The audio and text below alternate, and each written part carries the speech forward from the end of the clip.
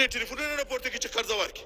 چې نه درکړي دا ستا مشکل دی په هره لاره باندې چې پیدا کولی شي وایه نو چې افغانستان په بدنامه کې او ته بیا له یو چا نه 15 روپۍ په باندې حاصلې کړي بس د تجارتونو ډېر وسو پاکستان ته د عباس ستانکزي سخت غبرګون وایي خپلو خلکو ته ډوډۍ له بلې لارې پیدا کړه افغانان مه قرباني کوه دا چې نور یې څه ویلي پاتې معلومات هم دلته وګورئ او مینه چینل هم سبسکرایب کړئ تل به افغانستان په دې حالت کې نه وي او تل به داسې هم په دغه حالت کې نه وي بیا به حساب د هرې مرمۍ او د هر توپ د هر دغه سره کوو د پاکستان لخوا امریکایي ډرون ته د لارې ورکولو او همدارنګه د شهباز شریف د خبرو وروسته د عباس ستانکزي صبر ورته تمام شو او سخت ځواب یې ورکړی دی عباس ستانکزي وایي پاکستان د خپل ولس ته ډوډۍ له بلې لارې پیدا کړې پر موږ د ډرون بریدونو په خاطر له امریکا او نورو پیسې نه اخلي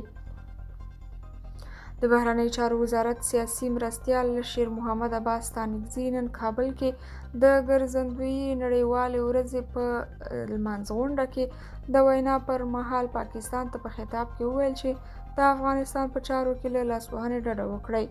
هغه د خپلو خبرو پر مهال پاکستان ته په خطاب کې وویل که خلک دې وږي دي ډوډۍ ورته له بلې لارې پیدا کړه موږ مه قرباني کوه نوموړي له پاکستانه غوښتنه وکړه چې په نړیوالو غونډو کې دې د افغانستان استازیتوب نه کوي او په وینا یې افغانستان خپل استازیتوب کولی شي موږ د پاکستان صدراعظم شهباز شریف وروستۍ څرګندونې په کلکو الفاظو غندو او هیڅ چاته اجازه نه ورکوو چې د افغانستان اسلامي امارت په خلاف څرګندونې وکړي ستانکزي همداراز ویلي چې پاکستان دې پر افغانستان د بې ځایه او له حقیقته لرې تورونو پر ځای په خپل ګریوان کې سر ښکته کړي بیا به ورته معلومه شي چې د ترهګرو ځاله افغانستان دی او که پاکستان د خلکو په باور چې ستانکزي هیڅکله د پاکستان پروا نه ده کړې او نه یې هم کوي ځکه چې پاکستان ته د سر لکه نورو طالب چارواکو ټیټ نه دی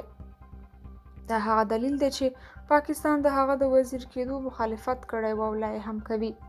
نوموړي وویل چې زده کړه پر نر او ښځه فرض دی او هغه کسان چې د نجونو د زده کړو مخالفان دي شرعي دلیل دې وړاندې کړي عباس ستانکزي د خپلې وینا پر مهال دا هم وویل چې اسلامي امارت باید هیواد کې نجونو او هلکانو ته له توپیر پرته د زده کړو زمینه برابره کړي